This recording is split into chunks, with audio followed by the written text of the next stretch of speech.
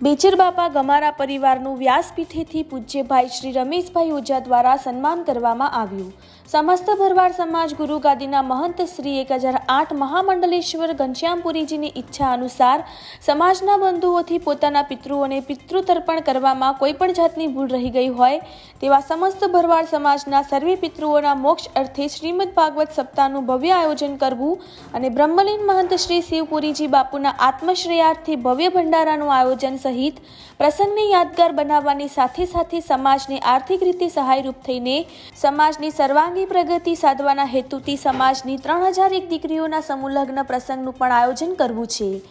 આ 5 શુભ પ્રસંગોને શ્રી ગ્વાલીનાથ ઝાઝાવડા દેવ સંસ્થાનની પવિત્ર ભૂમિ પર સંપન્ન કરવાના નિર્ધારને સાકાર કરવા મહંત શ્રી ઘનશ્યામપુરીજી બાપુની ઈચ્છા અને આજ્ઞાને અનુસરીને સમગ્ર મહોત્સવને પંચામૃત મહોત્સવ નામાભિધાન કરીને સર્વસંમતિ સાથે ઘોષણા કરવામાં આવી હતી।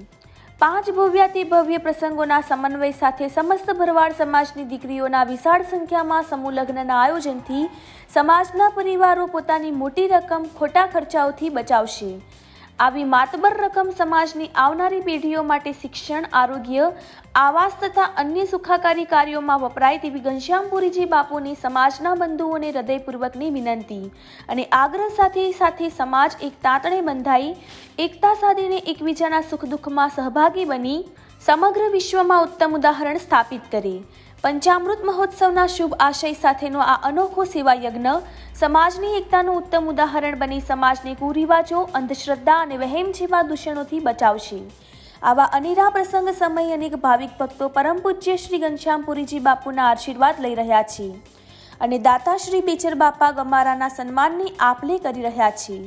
ત્યારે આજરોજ થરા ખાતે ભાઈ શ્રી રમેશભાઈ ઓઝાના વ્યાસપીઠેથી દાતાશ્રી બેચર બાપાને હાર પહેરાવી શાલ ઓઢાડી સન્માન કરાયું અને તેમના પરિવારનું સન્માન કરાયું।